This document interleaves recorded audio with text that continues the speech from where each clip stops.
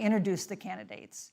Please welcome California Senator Kamala Harris and Vice President Mike Pence.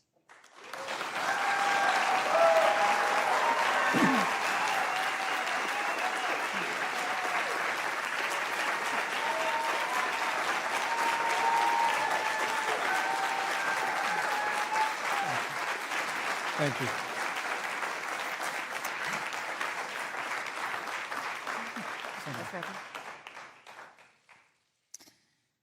Senator Harris and Vice President Pence, thank you for being here.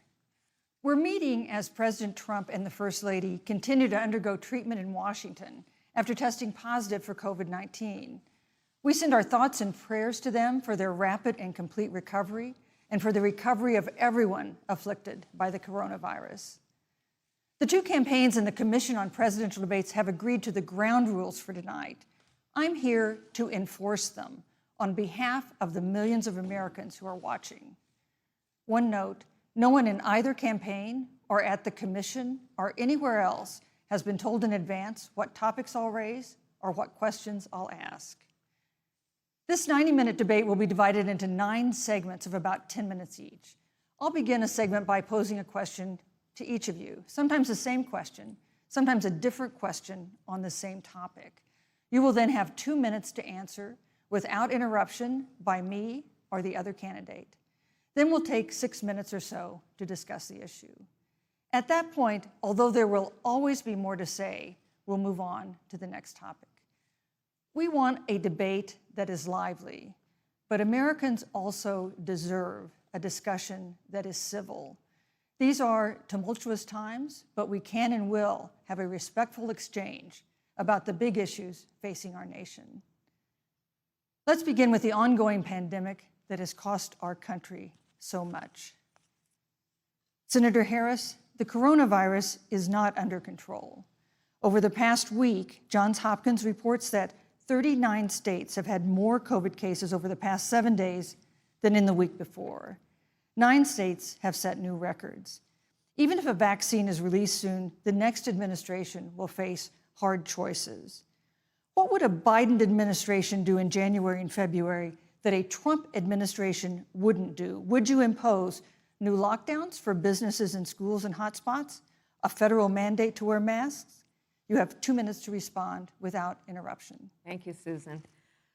Well, the American people have witnessed what is the greatest failure of any presidential administration in the history of our country. And here are the facts. 210,000 dead people in our country in just the last several months. Over 7 million people who have contracted this disease. 1 in 5 businesses closed. We're looking at frontline workers who have been treated like sacrificial workers. We are looking at over 30 million people who in the last several months had to file for unemployment. And here's the thing.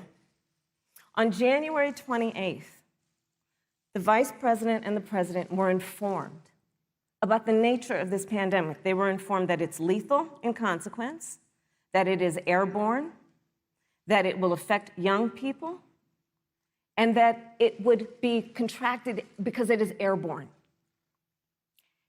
And they knew what was happening, and they didn't tell you.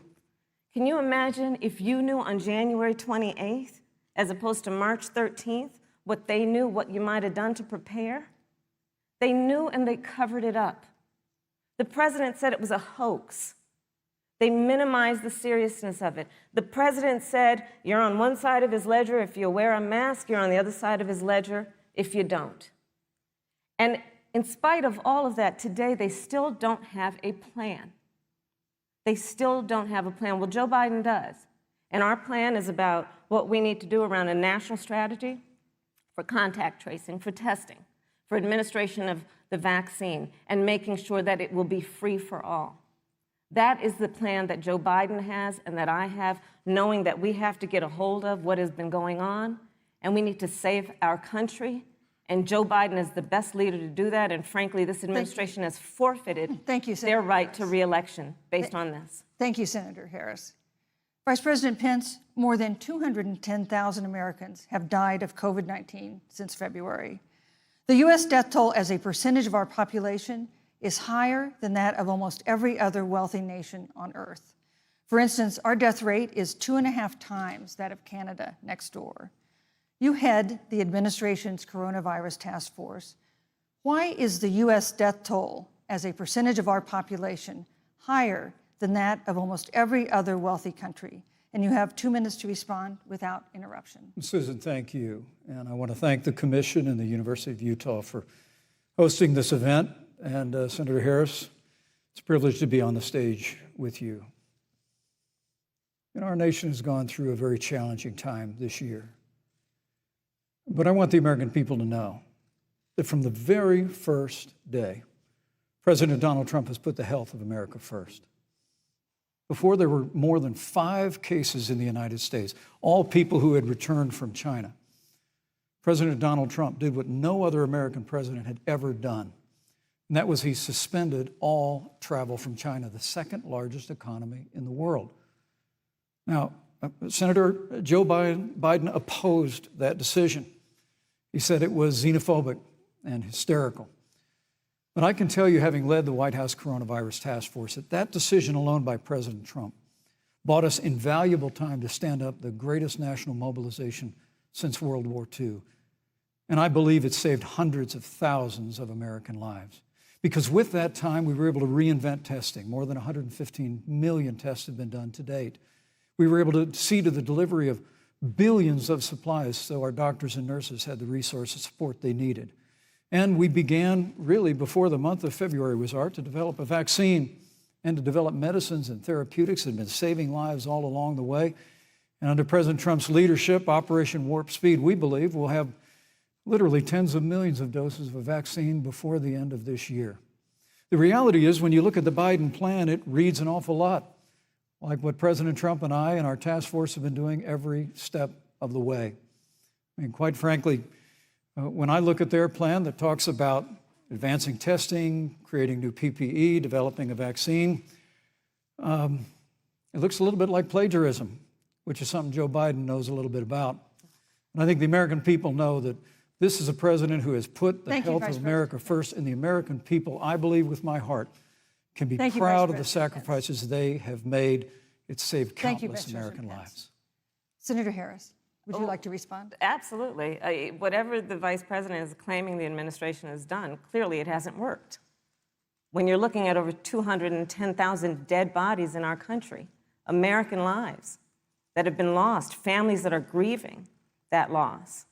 And you know, the vice president is the head of the task force and knew on January 28th how serious this was. And then thanks to Bob Woodward, we learned that they knew about it. And then when that was exposed, the vice president said, when asked, well, why didn't y'all tell anybody?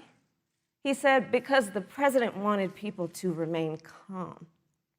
Well, let's get no, but Susan, this is important. Susan, I want to add, but here. Mr. Vice President, I'm speaking. I have to I'm weigh speaking. in.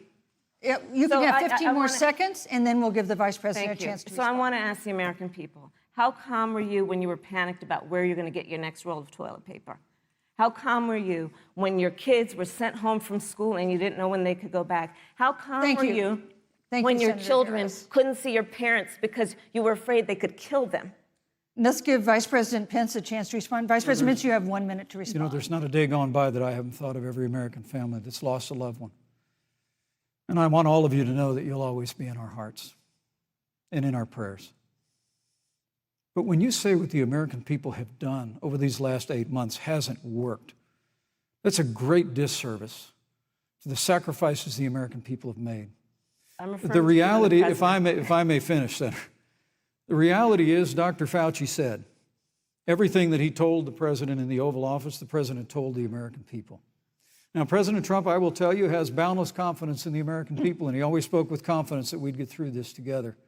But when you say it hasn't worked, when Dr. Fauci and Dr. Birx and our medical experts came to us in the second week of March, they said if the president didn't take the unprecedented step of shutting down roughly half of the American economy, that we could lose 2.2 million Americans.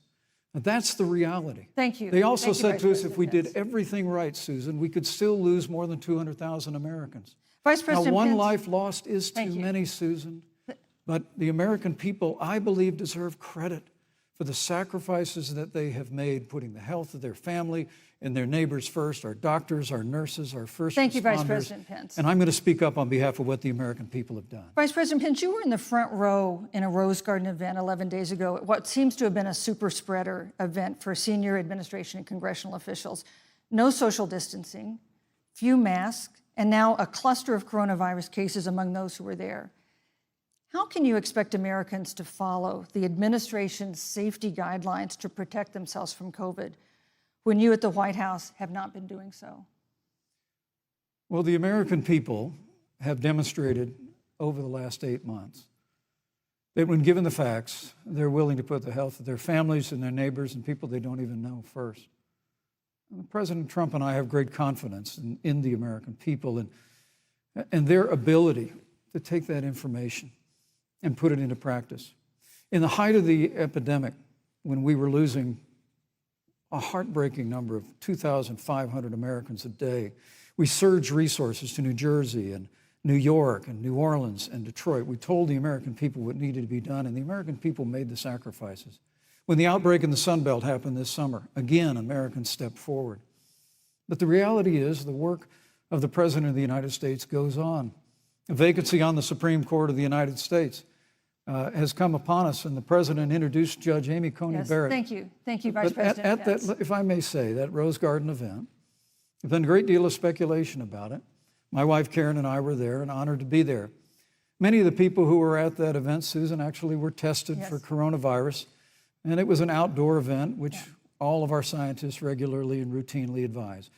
The difference here is President Trump and I trust the American people to make choices in the best interest of their health. Joe Biden and Kamala Harris consistently talk about mandates, and not just mandates with the coronavirus, but a government takeover of health care, Thank you, the Vice Green New President Deal, all government control. We're about freedom and respecting the freedom of the American people. Let's talk about respecting the American people. You respect the American people when you tell them the truth. You respect the American people when you have the courage Which we've to be a always leader, done. speaking of those things that you may not want people to hear, but they need to hear so they can protect themselves. But this administration stood on information that if you had as a parent, if you had as a worker, knowing you didn't have enough money saved up, and now you're standing in a food line because of the ineptitude of an administration that was unwilling to speak the truth to the American people. So let's talk about caring about the American people. The American people have had to sacrifice far too much because of the incompetence of this administration. It is asking too much of the people. Susan, we talked about Vice It is President asking too much of the people. Look- That they would not be equipped with the information they need to help themselves to protect Susan, their the parents President- and No, their I'm children. sorry. Kamala Harris, Senator Harris, I'm sorry. It's fine, I'm Kamala. No, you're Senator Harris to me. For life to get back to normal, Dr. Anthony Fauci and other experts say that most of the people who can be vaccinated need to be vaccinated. But half of Americans now say they wouldn't take a vaccine if it was released now. If the Trump administration approves a vaccine before or after the election, should Americans take it, and would you take it? If the public health professionals, if Dr. Fauci, if the doctors tell us that we should take it, I'll be the first in line to take it, absolutely. But if Donald Trump tells us that we should take it, I'm not taking it. Vice President Pence, there have been a lot of repercussions from this pandemic. In recent days, the president's diagnosis of COVID-19 has underscored the importance of the job that you hold and that you are seeking. That's our second topic tonight. It's the role of the vice president. One of you will make history on January 20th. You will be the vice president to the oldest president the United States has ever had. Donald Trump will be 74 years old on Inauguration Day. Joe Biden will be 78 years old. That already has raised concerns among some voters, concerns that have been sharpened by President Trump's hospitalization in recent days.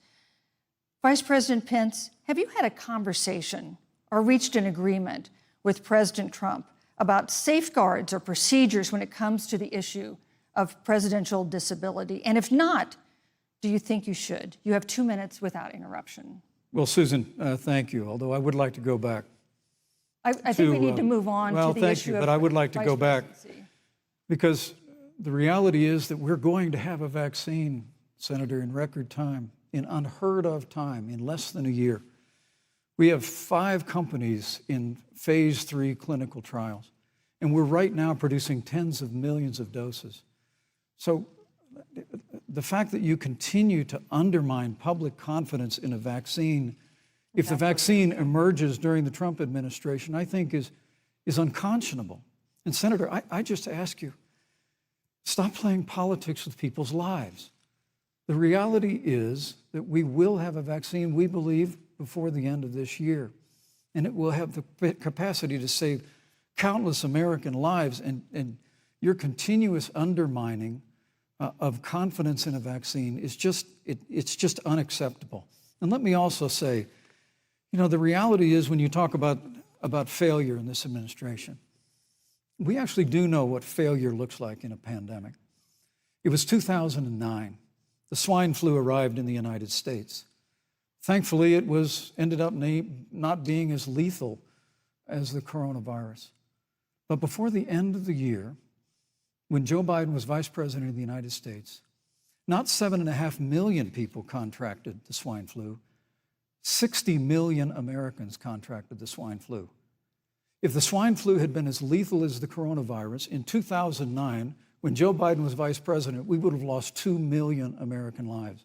His own chief of staff, Ron Klain, would say last year that it was pure luck that they did, quote, everything possible wrong. And we learned from that. They left the strategic national stockpile empty. They left an empty and hollow plan, but we still learned from it. And I think the American people, I'm going to say again, can be proud of what we have done. And Senator, please stop undermining confidence in a vaccine. Senator Harris, let me ask you the same question that I asked Vice President Pence, which is, have you had a conversation or reached an agreement with Vice President Biden about safeguards or procedures when it comes to the issue of presidential disability? And if not, and if you win the election next month, do you think you should? You have 2 minutes uninterrupted. So let me tell you, first of all, the day I got the call from Joe Biden, it was actually a Zoom call, asking me to serve with him on this ticket was probably one of the most memorable days of my life. I thought about my mother, who came to the United States at the age of 19, gave birth to me at the age of 25 at Kaiser Hospital in Oakland, California. And the thought that I'd be sitting here right now, I know would make her proud, and she must be looking down on this. Joe and I were raised in a very similar way. We were raised with values that are about hard work, about the value and the dignity of public service, and about the importance of fighting for the dignity of all people. And I think Joe asked me to serve with him because, I have a career that included being elected the first woman district attorney of San Francisco, where I created models of innovation for law enforcement in terms of reform of the criminal justice system. I was elected the first woman of color and black woman to be elected Attorney General of the state of California, where I ran the second largest Department of Justice in the United States, second only to the United States Department of Justice. And there I took on everything from transnational criminal organizations to the big banks that were taking advantage of homeowners, to for-profit colleges that were taking advantage of veterans. And then, of course, now I serve in the United States Senate as only the second black woman ever elected to the United States Senate. I serve on the Senate Intelligence Committee, where I've been in regular receipt of classified information about threats to our nation and hotspots around the world. I've traveled the world. I've met with our soldiers in war zones. And I think Joe has asked me to serve with him because he knows that we share a purpose which is about lifting up the American people. And after the 4 years that we have seen of Donald Trump unifying our country around our common values and principles. Thank you, Senator Harris. Neither President Trump nor Vice President Biden has released a sort of detailed health information that had become the modern norm until the 2016 election. And in recent days, President Trump's doctors have given misleading answers or refused to answer basic questions about his health. And my question to each of you in turn is this information voters deserve to know? Vice President Pence, would you like to go first? Well, Susan, thank you. And let me say, on behalf of the President and the First Lady, how moved we've all been by the outpouring of prayers and concern for the President. And I do believe it's emblematic of the prayers and the concern that have ushered forth for every American impacted by the coronavirus. But the care the President received at Walter Reed Hospital, the White House doctors, was exceptional. And the transparency that they practiced all along the way will continue. The American people have a right to know about the health and well-being of their president, and will continue to do that. But I'm just extremely grateful and was more than a little moved by the broad and bipartisan support. And Senator, I want to thank you and Joe Biden for your expressions of genuine concern. And I also want to congratulate you, as I did on that phone call, on the historic nature of your nomination. Thank you. I never expected to be on this stage 4 years ago, so I know the feeling. But the reality is we've got an election before the American people in the midst of this challenging year. And the stakes have never been higher, but I think the choice has never been clearer. I want to give Senator Harris a chance to respond to the same question I asked, which is, do voters have a right to know more detailed health information about presidential candidates and especially about presidents, especially when they're facing some kind of challenge? Absolutely, and that's why Joe Biden has been so incredibly transparent, and certainly by contrast, the president has not, both in terms of health records, but also let's look at taxes.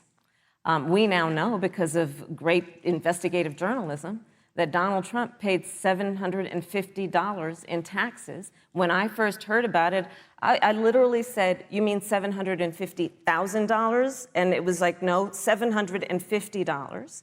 We now know Donald Trump owes and is in debt for $400 million. And just so everyone is clear, when we say in debt, it means you owe money to somebody. And it'd be really good to know who the President of the United States, the Commander-in-Chief, owes money to, because the American people have a right to know what is influencing the President's decisions. And is he making those decisions on the best interest of the American people, of you, or self-interest? So, Susan, I'm glad you asked about transparency, because it has to be across the board. Joe has been incredibly transparent over many, many years. The one thing we all know about Joe, he puts it all out there. He is honest, he is forthright. But Donald Trump, on the other hand, has been about covering up everything. Thank you, Senator Harris. I want to give you a chance to respond, Vice President. Well, look, I respect the fact that Joe Biden spent 47 years in public life. I respect your public service as well. Thank you. But the American people have a president who's a businessman, he's a job creator, who's paid tens of millions of dollars in taxes, payroll taxes, property taxes. He's created tens of thousands of American jobs. And the president said those public reports are not accurate. And the president's also released literally stacks of financial disclosures the American people can review just as the law allows. But the distinction here is that Joe Biden, 47 years in public service, compared to President Donald Trump, who brought all of that experience 4 years ago. Thank you, Vice and President. turned this economy around by cutting taxes, rolling back regulation, unleashing American energy, fighting for free and fair trade, and all of that's on the line if Joe Biden and Kamala Harris. You know, that's a good segue into our third topic, which is about the economy. This has been another aspect of life for Americans that's been so affected by this coronavirus. We have a jobs crisis brewing. On Friday, we learned that the unemployment rate had declined to 7.9% in September, but the job growth had stalled, and that was before the latest round of layoffs and furloughs in the airline industry at Disney and elsewhere. Hundreds of thousands of discouraged workers have stopped looking for work. Nearly 11 million jobs that existed at the beginning of the year haven't been replaced. Those hardest hit include Latinos, Blacks, and women. Senator Harris, the Biden-Harris campaign has proposed new programs to boost the economy, and you would pay for that new spending by raising $4 trillion in taxes on wealthy individuals and corporations. Some economists warn that could curb entrepreneurial ventures that fuel growth and create jobs. Would raising taxes put the recovery at risk, and you have 2 minutes to answer uninterrupted. Thank you. On the issue of the economy, I think there couldn't be a more fundamental difference between Donald Trump and Joe Biden. Joe Biden believes you measure the health and the strength of America's economy based on the health and the strength of the American worker and the American family. On the other hand, you have Donald Trump, who measures the strength of the economy based on how rich people are doing, which is why he passed a tax bill benefiting the top 1% and the biggest corporations of America, leading to a $2 trillion deficit that the American people are going to have to pay for. On day one, Joe Biden will repeal that tax bill. He'll get rid of it. And what he'll do with the money is invest it in the American people. And through a plan that is about investing in infrastructure, something that Donald Trump said he would do. I remember hearing about some infrastructure week. I don't think it ever happened. But Joe Biden will do that. He'll invest in infrastructure. It's about upgrading our roads and bridges, but also investing in clean energy and renewable energy. Joe is going to invest that money in what we need to do around innovation. There was a time when our country believed in science and invested in research and development so that we were an innovation leader on the globe. Joe Biden will use that money to invest in education. So, for example, for folks who want to go to a 2-year community college, it will be free. If you come from a family that makes less than $125,000, you'll go to a public university for free. And across the board, we'll make sure that if you have student loan debt, it's cut by $10,000. That's how Joe Biden thinks about the economy, which is it's about investing in the people of our country as opposed to passing a tax bill, which had the benefit of letting American corporations go offshore to do their business. Thank you, You're Senator welcome. Harris. Vice President Pence, your administration has been predicting a rapid and robust recovery, but the latest economic report suggests that's not happening. Should Americans be braced for an economic comeback that is going to take not months, but a year or more? You have 2 minutes to answer uninterrupted. When President Trump and I took office, America had gone through the slowest economic recovery since the Great Depression. Because when Joe Biden was vice president, they tried to tax and spend and regulate and bail our way back to a growing economy. President Trump cut taxes across the board. Despite what Senator Harris says, the average American family of 4 had $2,000 in savings in taxes. And with the rise in wages that occurred, most predominantly for blue-collar, hardworking Americans, the average household income for a family of 4 increased by $4,000 following President Trump's tax cuts. But America, you just heard Senator Harris tell you, on day one, Joe Biden's going to raise your taxes. It's really remarkable to think, Susan. I mean, right after a time where we're going through a pandemic that lost 22 million jobs at the height, we've already added back 11.6 million jobs because we had a president who cut taxes, rolled back regulation, unleashed American energy, fought for free and fair trade, and secured $4 trillion from the Congress of the United States to give direct payments to families, saved 50 million jobs through the Paycheck Protection Program. We literally have spared no expense to help the American people and the American worker through this. Joe Biden and Kamala Harris want to raise taxes. They want to bury our economy under a $2 trillion Green New Deal, which you were one of the original co-sponsors of in the United States Senate. They want to abolish fossil fuels and ban fracking, which would cost hundreds of thousands of American jobs all across the heartland. And Joe Biden wants to go back to the economic surrender to China, that when we took office, half of our international trade deficit was with China alone. And Joe Biden wants to repeal all of the tariffs that President Trump put into effect to fight for American jobs and American workers. Joe Biden says democracy's on the ballot. Make no mistake about it, Susan. The American economy, the American comeback is on the ballot with 4 more years of growth and opportunity, 4 more years of President Donald Trump. 2021 is going to be the biggest economic year in the history of this country. Thank you, Vice President Pence. Senator Harris. Well, I mean, I thought we saw enough of it in last week's debate, but I think this is supposed to be a debate based on fact and truth. And the truth and the fact is, Joe Biden has been very clear. He will not raise taxes on anybody who makes less than $400,000 a year. He said he's going to repeal the Trump tax cuts. Mr. Vice President, I'm speaking. Well, I'm speaking. It'd be important if you said the truth. Joe Biden said twice in the debate last week that he's going to repeal the Trump tax cuts. That was tax cuts that gave the average working family $2,000 in a tax break every single year. Senator, that is that's the math. absolutely not true. That Is he tax only bill- cutting? Is he only going to repeal part of the Trump tax cuts? If you don't mind letting me finish, we can then Please. have a conversation, okay? Please. Okay. Joe Biden will not raise taxes on anyone who makes less than $400,000 a year. He has been very clear about that. Joe Biden will not end fracking. He has been very clear about that. Joe Biden is the one who, during the Great Recession, was responsible for the Recovery Act that brought America back. And now the Trump-Pence administration wants to take credit when they rode the coattails of Joe Biden's success for the economy that they had at the beginning of their term. Of course, now the economy is a complete disaster.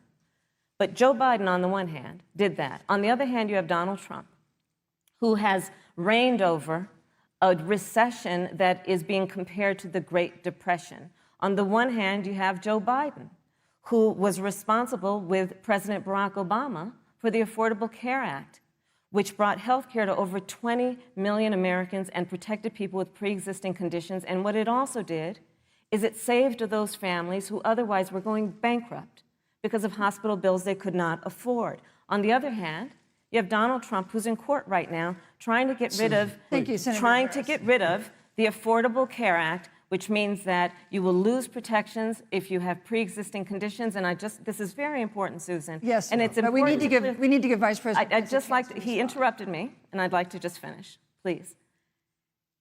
If you have a pre-existing condition, heart disease, diabetes, breast cancer, they're coming for you. If you love someone who has a pre-existing condition, they're coming for you. If you are under the age of 26 on your parents' coverage, they're coming for you. Senator Harris, thank you. You're Let welcome. me give you a chance to respond. Well, I hope we have a chance to talk about health care because Obamacare was a disaster. The American people remember it well. And President Trump and I have a plan to improve health care and to protect pre-existing conditions for every American. But look, Senator Harris, you're entitled to your own opinion, but you're not entitled to your own facts. You yourself said on multiple occasions when you were running for president that you would ban fracking. Joe Biden looked at a supporter in the eye and pointed and said, I guarantee that we will abolish fossil fuels. They have a $2 trillion version of the Green New Deal, Susan, that your newspaper, USA Today, said really wasn't that very different from the original Green New Deal. More taxes, more regulation, banning fracking, abolishing fossil fuel, crushing American energy, and economic surrender to China is a prescription for economic decline. President Trump and I will keep America growing. The V-shaped recovery that's underway right now will continue with 4 more years of President Donald Trump in the White House. Thank you very, very much, Vice President Pence. Once again, you've provided the perfect segue to a new topic, which is climate change. And Vice President Pence, I'd like to pose the first question to you. This year, we've seen record-setting hurricanes in the South. Another one, Hurricane Delta, is now threatening the Gulf. And we have seen record-setting wildfires in the West. Do you believe, as the scientific community has concluded, that man-made climate change has made wildfires bigger, hotter, and more deadly, and have made hurricanes wetter, slower, and more damaging? You have 2 minutes uninterrupted. Thank you, Susan. Well, first, I'm very proud of our record on the environment and on conservation. According to all of the best estimates, our air and land are cleaner than any time ever recorded. Our water is among the cleanest in the world. And just a little while ago, the President signed the Outdoors Act. It's the largest investment in our public lands and public parks in 100 years. So President Trump has made a commitment to conservation and to the environment. Now, with regard to climate change, the climate is changing. But the issue is, what's the cause and what do we do about it? President Trump has made it clear that we're going to continue to listen to the science. Now, Joe Biden and Kamala Harris would put us back in the Paris Climate Accord. They'd impose the Green New Deal, which would crush American energy, would increase the energy costs of American families in their homes, and literally would crush American jobs. And President Trump and I believe that the progress that we have made in a cleaner environment has been happening precisely because we have a strong free market economy.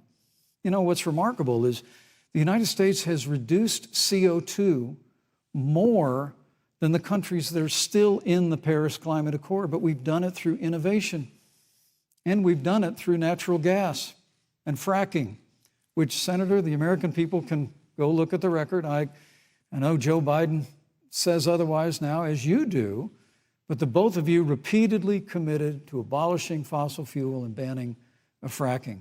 And so by creating the kind of American innovation, we're actually steering toward a stronger and better environment. With regard to wildfires, President Trump and I believe that forest management has to be front and center, and even Governor Gavin Newsom from your state has agreed we've got to work on forest management. And with regard to hurricanes, the National Oceanic Administration tells us that actually as difficult as they are, Thank you, Vice President. there are no more hurricanes today than there were 100 years ago. Thank you. But many of the climate alarmists President Pence, I'm use sorry, your time hurricanes is up. and wildfires to try and Thank sell you, their Vice bill of President goods of a Pence. Green New Deal. And President Trump and I are going to always put Thank you, American Vice jobs and President American Pence. workers first. Senator Harris, as the Vice President mentioned, you co-sponsored the Green New Deal in Congress. But Vice President Biden said in last week's debate that he does not support the Green New Deal. But if you look at the Biden-Harris campaign website, it describes the Green New Deal as a crucial framework. What exactly would be the stance of a Biden-Harris administration toward the Green New Deal? You have 2 minutes uninterrupted. Sure. So first of all, I will repeat, and the American people know, that Joe Biden will not ban fracking.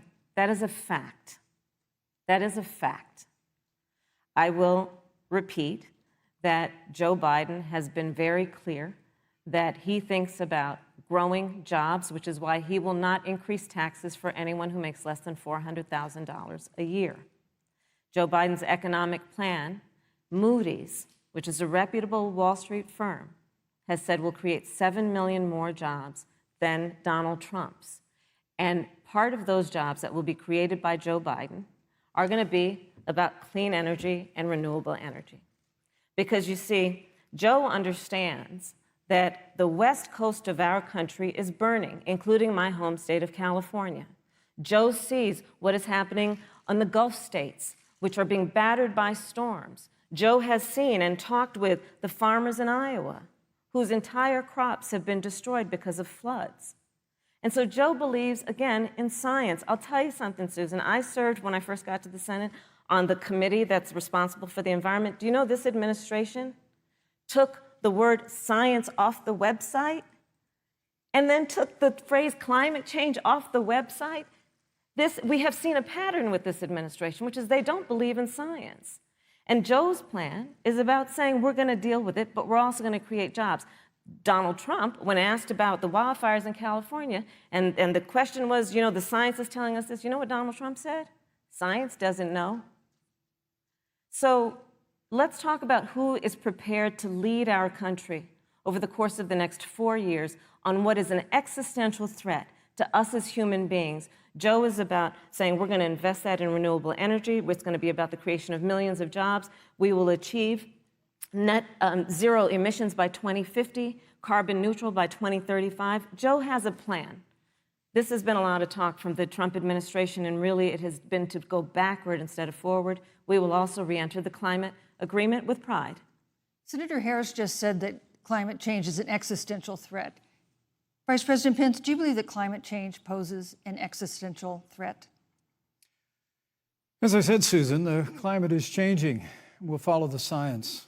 But once again, Senator Harris is denying the fact that they're going to raise taxes on every American. Joe Biden said twice in the debate last week that on day one he was going to repeal the Trump tax cuts. Those tax cuts delivered $2,000 in tax relief to the average family of four across America. And with regard to banning fracking, I just recommend that people look at the record. You yourself said repeatedly that you would ban fracking. You were the first Senate co-sponsor of the Green New Deal. And while Joe Biden denied the Green New Deal, Susan, thank you for pointing out, the Green New Deal is on their campaign website. And as USA Today said, it's essentially the same plan as you co-sponsored with AOC when she submitted it in the Senate. And you just heard the senator say that she's going to resubmit America to the Paris Climate Accord. Look, the American people have always cherished our environment. We'll continue to cherish it. We've made great progress reducing CO2 emissions through American innovation and the development of natural gas through fracking. We don't need a massive $2 trillion Green New Deal that would impose all new mandates on American businesses and American families. Thank you. Joe Biden wants us to retrofit 4 million American business buildings. It makes no sense. It will cost jobs. President Trump is going to put America first. He's going to put jobs first, and we're going to take care of our environment and follow the science. Thank you, But, on the issue of jobs, Senator Harris. Let's talk about that. The vice president earlier referred to, as part of what he thinks is an accomplishment, the president's trade war with China. You lost that trade war. You lost it. What ended up happening is because of a so-called trade war with China, America lost 300,000 manufacturing jobs. Farmers have experienced bankruptcy because of it. We are in a manufacturing recession because of it. And when we look at where this administration has been, there are estimates that by the end of the term of this administration, they will have lost more jobs than almost any other presidential administration. And the American people know what I'm talking about. You know, I think about 20-year-olds. You know, we have a 20-year-old, a 20-something-year-old, who are coming out of high school and college right now, and you're wondering, is there going to be a job there for me? We're looking at people who are trying to figure out how they're going to pay rent by the end of the month. Almost half of American renters are worried about whether they're going to be able to pay rent by the end of the month. This is where the economy is in America right now, and it is because of the catastrophe and the failure of leadership of this administration. Thank you, Senator Harris. Vice President Pence, let me give you just 15 seconds to respond, because then I want to move on to Well, I'd love to respond. Look, lost the trade war with China. Joe Biden never fought it. Joe Biden has been a cheerleader for communist China over the last several decades. And again, Senator Harris, you're entitled to your opinion. You're not entitled to your own facts. When Joe Biden was vice president, we lost 200,000 manufacturing jobs, and President Obama said they were never coming back. He said we needed a magic wand to bring them back. In our first 3 years after we cut taxes, rolled back regulation, unleashed American energy, this administration saw 500,000 manufacturing jobs created. And that's exactly the kind of growth we're going to continue to see as we bring our nation through this pandemic. But a Green New Deal, your massive new mandates, your Paris Climate Accord, it's going to kill jobs this time, just like it killed jobs. I just need to respond very briefly. 15 seconds, and Thank then you. we'll move on. Thank you. Joe Biden is responsible for saving America's auto industry, and you voted against it. So let's set the record straight. Thank you. I'd like to talk about China. We have, as our next topic, we have no more complicated or consequential foreign relationship than the one with China. It is a huge market for American agricultural goods. It's a potential partner in dealing with climate change in North Korea. And in a video tonight, President Trump again blamed it for the coronavirus, saying China will pay. Vice President Pence, how would you describe our fundamental relationship with China? Competitors, adversaries, enemies? You have 2 minutes. Thank you, Susan. Well, before I leave that, let me speak to voting records if I can. You know, everybody knows that NAFTA cost literally thousands of American factories to close. We saw automotive jobs go south of the border. President Trump fought to renegotiate NAFTA. And the United States-Mexico-Canada agreement is now the law of the land. American people deserve to know Senator Kamala Harris was one of only 10 members of the Senate to vote against the USMCA. It was a huge win for American auto workers. It was a huge win for American farmers, especially dairy in the upper Midwest. But Senator, you said it didn't go far enough on climate change, that you put your radical environmental agenda ahead of American auto workers and ahead of American jobs. The American people deserve to know that. Is probably why Newsweek magazine said that Kamala Harris was the most liberal member of the United States Senate in 2019, more liberal than Bernie Sanders, more liberal than any of the others in the United States Senate. So now, with regard to China, look, Susan, first and foremost, China is to blame for the coronavirus. And President Trump is not happy about it. He's made that very clear, made it clear again today. China and the World Health Organization did not play straight with the American people. They did not let our personnel into China to get information on the coronavirus until the middle of February.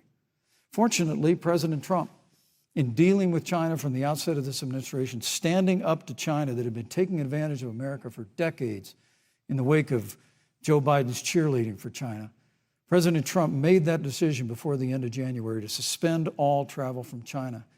And again, the American people deserve to know, Joe Biden opposed President Trump's decision to suspend all travel from China. He said it was hysterical. He said it was Thank you, Vice xenophobic. President Pence. But President Trump has Vice stood President Pence, up your to time is China. up. We're going to continue to stand strong. Thank you, Vice President Pence. We want to improve the relationship, but we're going to level the playing field, and we're going to hold Vice President China Pence. accountable for what they did to America with the coronavirus. Thank you. Senator Harris, let me ask you the same question that I asked the Vice President. How would you describe our fundamental relationship with China? Are we competitors, adversaries, enemies? You'll have 2 minutes uninterrupted. Susan, the Trump administration's perspective and approach to China has resulted in the loss of American lives, American jobs, and America's standing. There's a weird obsession that President Trump has had with getting rid of whatever accomplishment was achieved by President Obama and Vice President Biden. For example, they created within the White House an office that basically was responsible for monitoring pandemics. They got rid of it. Not true. There was a team of disease experts that President Obama and Vice President Biden dispatched to China to monitor what is now predictable and what might happen. They pulled them out. We now are looking at 210,000 Americans who have lost their lives. Let's look at the job situation. We mentioned before the trade deal, the trade war, they wanted to call it, with China. It resulted in the loss of over 300 manufacturing jobs and a manufacturing recession, and the American consumer paying thousands of dollars more for goods because of that failed war that they called it. Then let's talk about standing. Pew, a reputable research firm, has done an analysis that shows that leaders of all of our formerly allied countries have now decided that they hold in greater esteem and respect Xi Jinping, the head of the Chinese Communist Party, than they do Donald Trump, the President of the United States, the Commander-in-Chief of the United States. This is where we are today because of a failure of leadership by this administration. Senator Harris, we've seen changes in the role of the United States in terms of global leadership over the past 4 years. And of course, times do change. What's your definition? We've seen strains with China, of course, as the Vice President mentioned. We've seen strains with our traditional allies in NATO and elsewhere. What is your definition of the role of American leadership in 2020? So, you know, Joe is, I love talking with Joe about a lot of these issues. And, you know, Joe, I think he said it quite well. He says, you know, foreign policy, it might sound complicated, but really it's relationships. So just think about it as relationships. And so we know this in our personal and professional relationships. You got to keep your word to your friends. Got to be loyal to your friends. People who've stood with you, got to stand with them.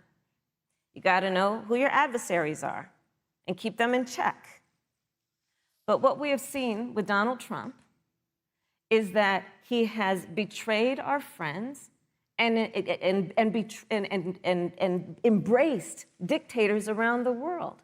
Let's take, for example, Russia. So, Russia, I serve on the Intelligence Committee of the United States Senate. America's intelligence community told us Russia interfered in the election of the President of the United States in 2016 and is playing in 2020. Christopher Wray, the director of the FBI said the same. But Donald Trump, the commander-in-chief of the United States of America, prefers to take the word of Vladimir Putin over the word of the American intelligence community. You look at our friends at NATO. He has walked away from agreements. You can look at the Iran nuclear deal, which now has put us in a position where we are less safe because they are building up what might end up being a significant nuclear arsenal. We were in that deal, guys. We were in the Iran nuclear deal with friends, with allies around the country. And because of Donald Trump's unilateral approach to foreign policy, coupled with his isolationism, he pulled us out and has made America less safe. So, Susan, it's about relationships. And the thing that has always been part of the strength of our nation, in addition to our great military, has been that we keep our word. But Donald Trump doesn't understand that because he doesn't understand what it means to be honest. Thank you, Senator Harris. Vice President Pence, let me give you a chance to respond. Well, thank you. Well, President Trump kept his word when we moved the American embassy to Jerusalem, the capital of the state of Israel. When Joe Biden was vice president, they promised to do that, and they never did. We've stood strong with our allies, but we've been demanding. NATO is now contributing more to our common defense than ever before, thanks to President Trump's leadership. We've strengthened our alliances across the Asia-Pacific, and we've stood strong against those who would do us harm. You know, when President Trump came into office, ISIS had captured an area of the Middle East the size of Pennsylvania. But President Trump unleashed the American military, and our armed forces destroyed the ISIS caliphate and took down their leader, al-Baghdadi, without one American casualty. Al-Baghdadi was responsible for the death of thousands. But notably, America's hearts today are with the family of Kayla Mueller, her parents of which are here with us tonight in Salt Lake City. Today, two of the ISIS killers responsible for Kayla Mueller's murder were brought to justice in the United States. Jihadi John was killed on the battlefield along with the other beetle. The reality is that when Joe Biden was vice president, we had an opportunity to save Kayla Mueller. It breaks my heart to reflect on it, but the military came into the Oval Office, presented a plan. They said they knew where Kayla was. Baghdadi had held her for 18 months, abused her mercilessly before they killed her. But when Joe Biden was vice president, they hesitated for a month. And when armed forces finally went in, it was clear she'd been moved 2 days earlier. And her family says with a heart that broke the heart of every American that if President Donald Trump had been president, they believe Kayla would be alive today. Thank you, Vice Look, President. we destroyed the ISIS caliphate. And you talk about re-entering the Iran nuclear deal. I mean, the last administration transferred $1.8 billion to the leading state sponsor Thank you, Vice of President terrorism. Pence. President Donald Trump got us out of the deal. Thank you, Vice President Pence. And when Qasem Soleimani was traveling to Baghdad Thank you, to do Vice President harm Pence. to Americans, President Donald Trump took Thank you, him Vice out. President Pence. And America is safer, our allies are safer, and the American people know President Donald Trump will never Thank you, Vice President take Pence. action. I would like to give Senator Harris a chance to respond, but not at such great length, because of course there are other topics we want to talk about. But I would like equal time. Yes. Thank you. Please go ahead. First of all, to the Mueller family, I know about your daughter's case, and I'm so sorry. I'm so sorry. What happened to her is awful, and it should have never happened. And I know Joe feels the same way. And I know that President Obama feels the same way. But you mentioned Soleimani. Let's start there. So after the strike on Soleimani, there was a counter strike on our troops in Iraq. And they suffered serious brain injuries. And do you know what Donald Trump dismissed them as? Headaches. And this is about a pattern of Donald Trump's, where he has referred to our men who are serving in our military as suckers and losers. Donald Trump, who went to Arlington Cemetery and stood above the graves of our fallen heroes and said, what's in it for them? Because, of course, he only thinks about what's in it for him. Let's take what he said about John McCain, a great American hero. And Donald Trump says he doesn't deserve to be called a hero because he was a prisoner of war. And this is very important when you want to talk about who is the current commander-in-chief and what they care about and what they don't care about. Public reporting that Russia had bounties on the heads of American soldiers. And you know what a bounty is? It's somebody puts a price on your head and they will pay it if you are killed. And Donald Trump had talked at least 6 times to Vladimir Putin and never brought up the subject. Joe Biden would never do that. Thank you. Joe Biden would, but Joe Biden would hold Russia to account for any threat to our nation's security or to our troops who are sacrificing their lives for the sake of our democracy and our safety. Thank you, Senator Harris. This is such an important issue, but we have other important issues as well. And Susan, I want to make sure we have a chance I really have to talk to respond about to that. I'm, Look, she has 15 seconds because Well, I gotta we're have trying more to than keep. that. Look. Well, I'm sorry, but Vice President Look, Pence, you've had more time than she's had so far. The slanders against President Donald Trump regarding men and women of our armed forces are absurd. I'm sorry, Vice My President son Pence. is a captain in the United Yes. States Marine Corps. My son-in-law is deployed in the United States Navy. I can assure all of you, with sons and daughters serving in our military, President Donald Trump not only respects but reveres all of those who serve in our armed forces, and any suggestion otherwise is ridiculous.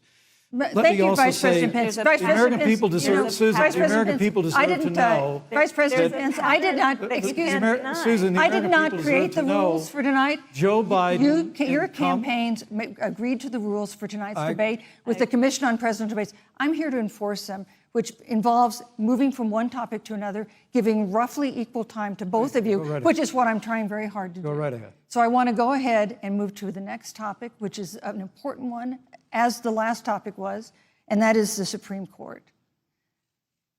On Monday, the Senate Judiciary Committee is scheduled to open hearings on Amy Coney Barrett's nomination to the Supreme Court. Senator Harris, you'll be there as a member of the committee. Yes. Her confirmation would cement the court's conservative majority and make it likely open to more abortion restrictions, even to overturning the landmark Roe v. Wade ruling. Access to abortion would then be up to the states. Vice President Pence, you're the former governor of Indiana. If Roe v. Wade is overturned, what would you want Indiana to do? Would you want your home state to ban all abortions? You have 2 minutes, uninterrupted. Well, thank you for the question, but I'll use a little bit of my time to respond to that very important issue before.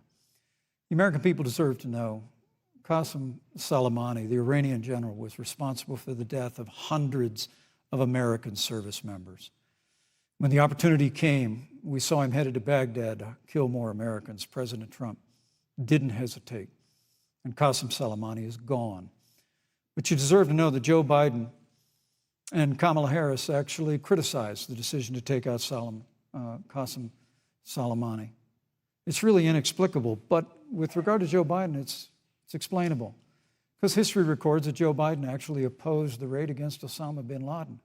It's absolutely essential that we have a commander-in-chief who will not hesitate to act to protect American lives and to protect American service members, and that's what you have in President Donald Trump. Now, with regard to the Supreme Court of the United States, let me say President Trump and I could not be more enthusiastic about the opportunity to see Judge Amy Coney Barrett become Justice Amy Coney Barrett. She's a brilliant woman, and she will bring a lifetime of experience and a sizable American family to the Supreme Court of the United States. And our hope is, in the hearing next week, unlike Justice Kavanaugh received with treatment from you and others, we hope she gets a fair hearing. And we particularly hope that we don't see the kind of attacks on her Christian faith that we saw before. I mean, the Democrat chairman of the Judiciary Committee before, when Judge Barrett was being confirmed for the Court of Appeals, expressed concern that the dogma of her faith lived loudly in her. Dick Durbin of Illinois said that it was a concern. Senator, I know one of our judicial nominees you actually attacked because they were a member of the Catholic Knights of Columbus.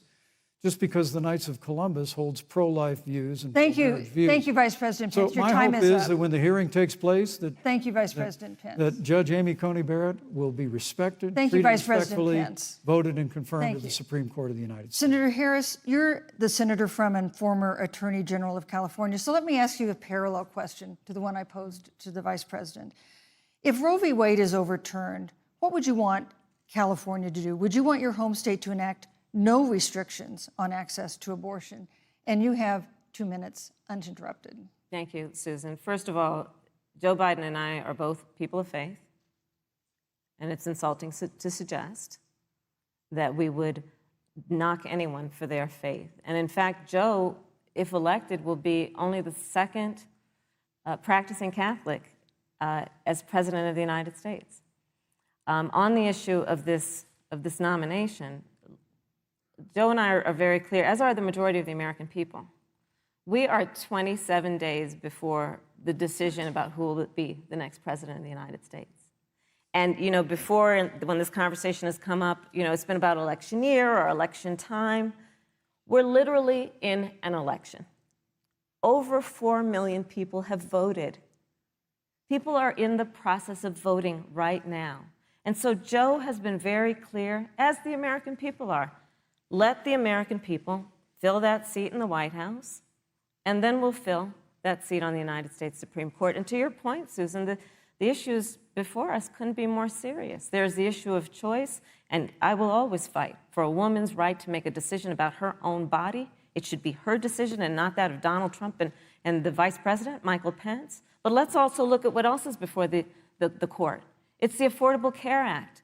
Like, literally in the midst of a public health pandemic, when over 210,000 people have died and 7 million people probably have what will be in the future considered a pre-existing condition because you contracted the virus. Donald Trump is in court right now trying to get rid of the Affordable Care Act. And I said it before, and it bears repeating. This means that there will be no more protections if they win for people with pre-existing conditions. Yeah. This means that over 20 million people will lose your coverage. It means that if you're under the age of 26, you can't stay on your parents' coverage anymore. And here's the thing. The contrast couldn't be more clear. They're trying to get rid of the Affordable Care Act. Joe Biden is saying, let's expand coverage. Let's give you a choice of a public option or private coverage. Let's bring down premiums. Thank you, Senator Let's Harris. lower Medicare eligibility to 60. Thank you, Senator That's true Harris. leadership. You know, you mentioned earlier, Vice President Pence, that the president was committed to maintaining protections for people with pre-existing conditions. But you do have this court case that you are supporting, your administration supporting, that would strike down the Affordable Care Act. The president says, President Trump says that he's going to protect people with pre-existing conditions, but he has not explained how he would do that. And that was one of the toughest nuts to crack when they were passing the Affordable Care Act. So tell us specifically, how would your administration protect Americans with pre-existing conditions to have access to affordable insurance if the Affordable Care Act is struck down? Well, thank you, Susan. But let me just say, addressing your very first question, I couldn't be more proud to serve as vice president to a president who stands without apology for the sanctity of human life. I'm pro-life. I don't apologize for it. And this is another one of those cases where there's such a dramatic contrast. Joe Biden and Kamala Harris support taxpayer funding of abortion all the way up to the moment of birth.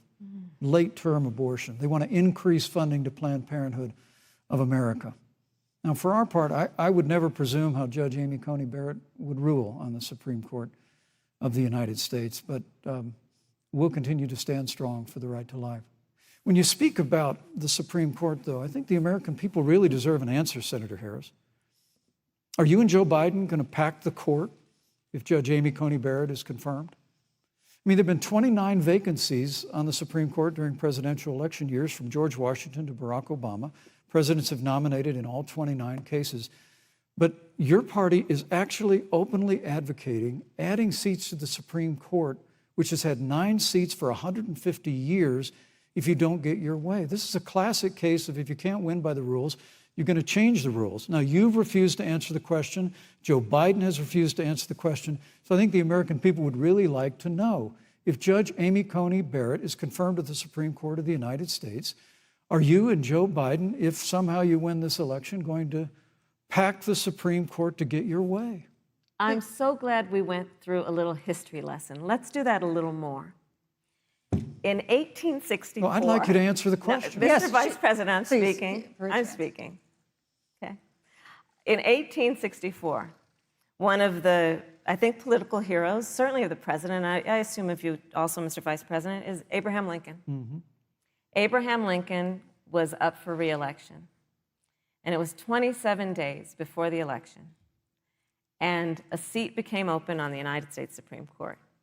Abraham Lincoln's party was in charge not only of the White House, but the Senate. But Honest Abe said it's not the right thing to do.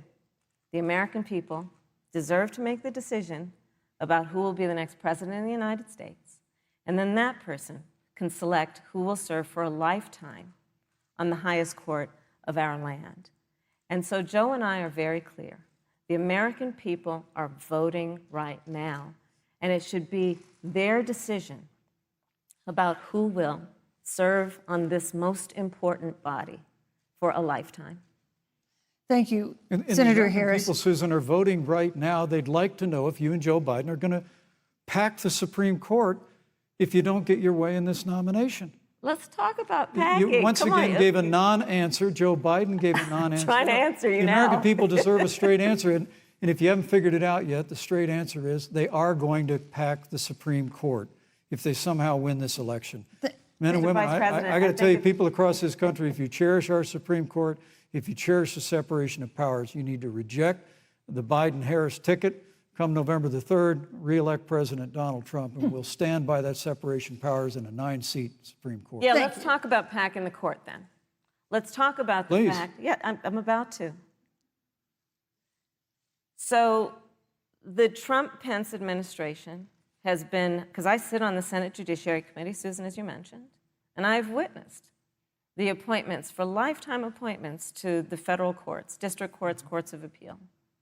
People who are purely ideological, people who have been reviewed by legal professional organizations and found to have been not competent, are substandard.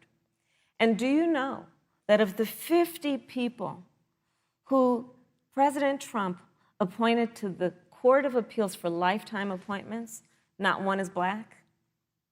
This is what they've been doing. You want to talk about packing a court? Let's have that discussion. All right, thank you, Senator. Let's go on and talk about the issue of racial justice. I just want the record to reflect she never answered the question. So I think Thank maybe you. the next debate, Joe Biden will answer the question. Thank you- But I think thank the you. American people know the answer. Thank you, Vice President. In March, Breonna Taylor, a 26-year-old emergency room technician in Louisville, was shot and killed after police officers executing a search warrant in a narcotics investigation broke into her apartment. The police said they identified themselves. Taylor's boyfriend said he didn't hear them do that. He used a gun registered to him to fire a shot, which wounded an officer. The officers then fired more than 20 rounds into the apartment. They say they were acting in self-defense. None of them have been indicted in connection with her death.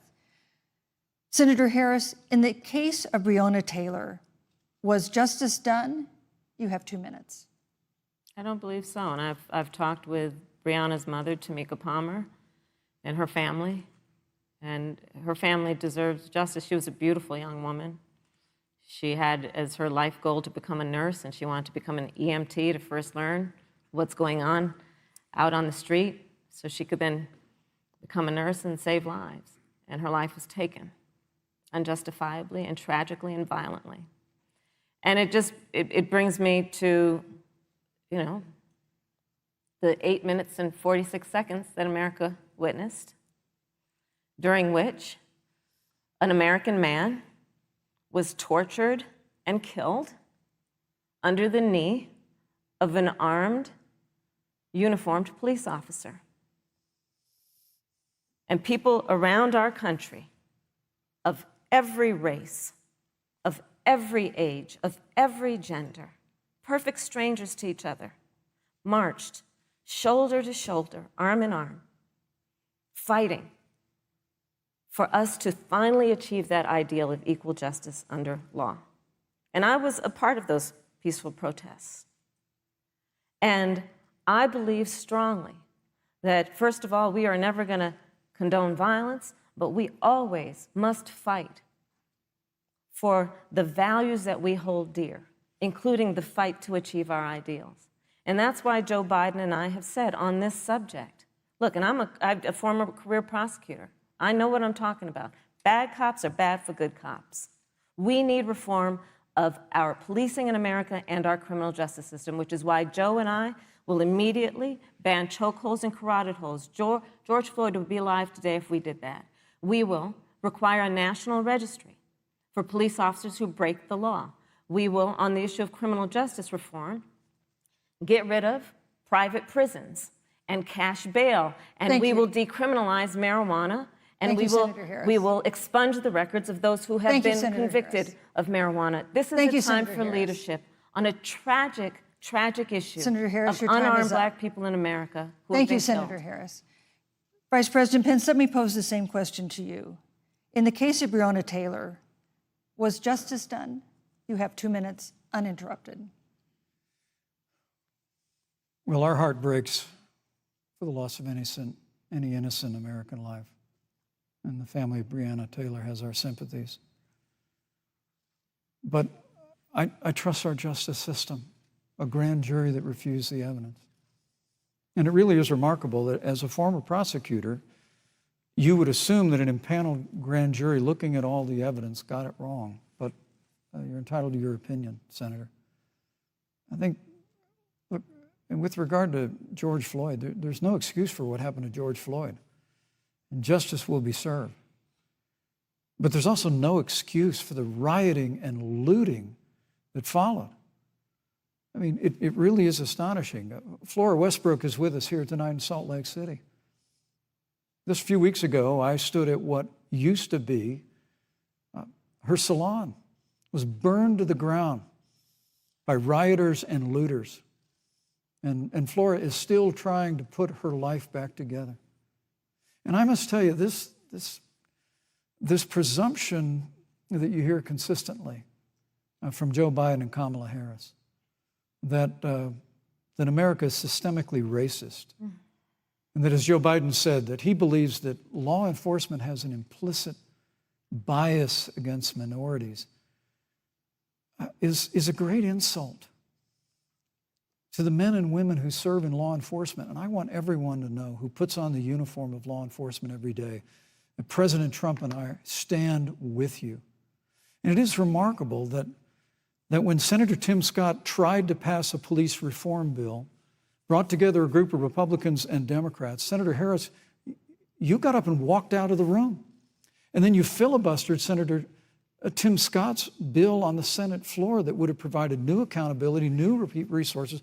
Look, we don't have to choose between supporting law enforcement, improving public safety, and supporting our African American neighbors and all of our minorities. Under President Trump's leadership, we'll always stand with law enforcement, and we'll do what we've done from day one, and that is improve the lives of African Americans. Thank you, Vice President Record unemployment, record investments in education, and we'll fight for school choice for all of our minorities. Thank you, Vice President. I'd like to respond. Senator Harris. I will not sit here and be lectured by the Vice President on what it means to enforce the laws of our country. I am the only one on this stage who has personally prosecuted everything from child sexual assault to homicide. I'm the only one on this stage who has prosecuted the big banks for taking advantage of America's homeowners. I'm the only one on this stage who prosecuted for-profit colleges for taking advantage of our veterans. And the reality of this is that we are talking about an election in 27 days, where last week the President of the United States took a debate stage in front of 70 million Americans and refused to condemn white supremacists. Not true. And not true. It wasn't like he didn't have a chance. He didn't do it, and then he doubled down. And then he said, when pressed, stand back, stand by. And this is a part of a pattern of Donald Trump's. He called Mexicans rapists and criminals. He instituted as his first act a Muslim ban. On the issue of Charlottesville, where people were peacefully protesting the need for racial justice, where a young woman was killed. And on the other side, there were neo-Nazis carrying tiki torches, shouting racial epithets, anti-Semitic slurs. And Donald Trump, when asked about it, said there were fine people on both sides. This is who we have as the President of the United States. And America, you deserve better. Joe Biden will be a president who brings our country together. Senator Harris, and recognizes the beauty in our diversity and the fact that we Senator all Harris, have so much more in common than what separates us. Vice President Pence, let me give you a minute to respond. Thank you, Susan. I appreciate that very much. You know, I think this is one of the things that makes people dislike the media so much in this country, Susan, is that you selectively edit, just like Senator Harris did, comments that President Trump and I and others on our side of the aisle make. I mean, Senator Harris conveniently omitted, after the president made comments about people on either side of the debate over monuments, he condemned the KKK, neo-Nazis, and white supremacists, and has done so repeatedly. You're concerned that he doesn't condemn neo-Nazis. President Trump has Jewish grandchildren. His daughter and son-in-law are Jewish. This is a president who respects and cherishes all of the American people. But you talk about having personally prosecuted. I'm glad you brought up your record, Senator. Thank you. But I really need to make this point. When you were DA in San Francisco, when you left office, African Americans were 19 times more likely to be prosecuted for minor drug offenses than whites and Hispanics. When you were Attorney General of California, you increased the disproportionate incarceration of blacks in California. You did nothing on criminal justice reform in California. You didn't lift a finger to pass the First Step Act on Capitol Hill. I mean, the reality is your record speaks for itself. President Trump and I have fought for criminal justice reform. Thank you, Vice President Pence. We fought Pence. for educational choice and opportunities for African Americans, all of our minorities. Thank you, sir. And we'll do it for 4 more Thank years. you. You know, there is no more important issue than the final issue that we're going to talk about tonight, and that is the issue of the election itself. Susan, he attacked my record. I would like an opportunity to respond. Let me give you 30 seconds because we're running out of time. I appreciate that. First of all, having served as the Attorney General of the state of California, the work that I did is a model of what our nation needs to do, and we will be able to do under a Joe Biden presidency. Our agenda includes what this administration has failed to do. It will be about not only instituting a ban on chokeholds and carotid holes. Thank you. Not only. Thank you, Senator I Harris. would like to go through. These are points that you made earlier in the hour, and I want to talk about the election itself before we have to. But I want to talk about the connection between what Joe and I will do and my record, which includes I was the first statewide officer to institute a requirement that my agents would wear body cameras and keep them on full time. We were the first to initiate a requirement that there would be a training for law enforcement on implicit bias because, yes, Joe Biden and I recognize that implicit bias does exist, Mr. Vice President, contrary to what you may believe. We did the work of instituting reforms that were about investing in reentry. This is the work that we have done and the work we will do going forward. And again, I will not be lectured by the Vice President on our record of what we have done in terms of law enforcement and keeping our communities safe and a commitment to reforming the criminal justice system of America. Thank you, Senator Harris. And I'd like to pose I'd like you to respond first to the question on our final topic, the election itself. President Trump has several times refused to commit himself to a peaceful transfer of power after the election. If your ticket wins and President Trump refuses to accept a peaceful transfer of power, what steps would you and Vice President Biden then take? What would happen next? You have 2 minutes.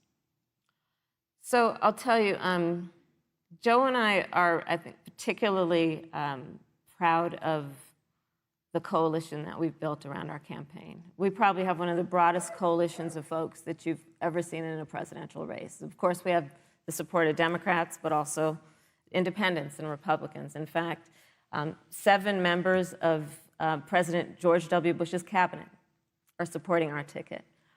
We have the support of Colin Powell, Cindy McCain, John Kasich, over 500 generals, retired generals, and former national security experts and advisors are supporting our campaign. And I believe they are doing that because they know that Joe Biden has a deep, deep-seated commitment to fight for our democracy and to fight for the integrity of our democracy and to bring integrity back to the White House. And so we believe in the American people. We believe in our democracy. And here's what I'd like to say to everybody. Vote. Please vote. Vote early. Come up with a plan to vote. Go to iwillvote.com. You can also go to joeBiden.com. We have it within our power in these next 27 days to make the decision about what will be the course of our country for the next 4 years. And it is within our power, and if we use our vote and we use our voice, we will win. And we will not let anyone subvert our democracy with what Donald Trump has been doing, as he did on the debate stage last week, when again in front of 70 million people, he openly attempted to suppress the vote. Joe Biden, on the other hand, on that same debate stage, because clearly Donald Trump doesn't think he can run on a record because it's a failed record, Joe Biden on that stage said, hey, just please vote. So I'll repeat what Joe said. Please vote. Thank you, Senator. Vice President Pence, President Trump has several times refused to commit himself to a peaceful transfer of power after the election. If Vice President Biden is declared the winner and President Trump refuses to accept a peaceful transfer of power, what would be your role and responsibility as Vice President? What would you personally do? You have 2 minutes. Well, Susan, first and foremost, I think we're going to win this election. Because while Joe Biden and Kamala Harris rattle off a long litany of the establishment in Washington, D.C., an establishment that Joe Biden's been a part of for 47 years, President Donald Trump has launched a movement of everyday Americans from every walk of life. And I have every confidence that those same Americans that delivered that historic victory in 2016, they see this president's record where we rebuild our military, we revived our economy through tax cuts and rolling back regulation, fighting for fair trade, unleashing American energy. We appointed conservatives to our federal courts at every level. And we stood with the men and women of law enforcement every single day. And I think that movement of Americans has only grown stronger in the last 4 years. But when you talk about accepting the outcome of the election, I must tell you, Senator, your party has spent the last 3.5 years trying to overturn the results of the last election. It's amazing. When Joe Biden was Vice President of the United States, the FBI actually spied on President Trump and my campaign. I mean, there were documents released this week that the CIA actually made a referral to the FBI documenting that those allegations were coming from the Hillary Clinton campaign. And of course, we've all seen the avalanche, what you put the country through for the better part of 3 years until it was found that there was no obstruction, no collusion, case closed. And then Senator Harris, you and your colleagues in the Congress tried to impeach the President of the United States over a phone call. And now Hillary Clinton has actually said to Joe Biden that in her words, under no circumstances should he concede the election. So let me just say, I think we're going to win this election. President Trump and I are fighting every day in courthouses to prevent Joe Biden and Kamala Harris from changing the rules and creating this universal mail-in voting that will create a massive opportunity for voter fraud. And we have a free and fair election. We know we're going to have confidence in it. And I believe in all my heart that President Donald Trump's going to be reelected for 4 more years. You know, I've written all the questions that I've asked tonight, but for the final question of the debate, I'd like to read a question that someone else wrote. The Utah Debate Commission asked students in the state to write essays about what they would like to ask you. And I want to close tonight's debate with the question posed by Brecklin Brown. She's an 8th grader at Springville Junior High in Springville, Utah. And here's what she wrote, quote, "When I watch the news, all I see is arguing between Democrats and Republicans. When I watch the news, all I see is citizen fighting against citizen. When I watch the news, all I see are 2 candidates from opposing parties trying to tear each other down. If our leaders can't get along, how How are the citizens supposed to get along? And then she added, your examples could make all the difference to bring us together, end quote. So to each of you in turn, I'd like you to take 1 minute and respond to Brecklin. Vice President Pence, you have 1 minute. Brecklin, it's a wonderful question. And let me just commend you for taking an interest in public life. I started following the news when I was very young. And in America, we believe in a free and open exchange of debate. And we celebrate that. And it's how we've created literally the freest and most prosperous nation in the history of the world. But I would tell you that don't assume that what you're seeing on your local news networks is synonymous with the American people. You know, I look at the relationship between Justice Ruth Bader Ginsburg, the late justice who we just lost from the Supreme Court, and the late Justice Antonin Scalia. They were on polar opposites on the Supreme Court of the United States, one very liberal, one very conservative. But what's been learned since her passing was the two of them and their families were the very closest of friends. I mean, here in America, we can disagree. We can debate vigorously, as Senator Harris and I have on this stage tonight. But when the debate is over, we come together as Americans. And that's what people do in big cities and small towns all across this country. So I just want to encourage you, Brecklin. I want to tell you that we're going to work every day to have government as good as our people. And the American people each and every day love a good debate. We love a good argument.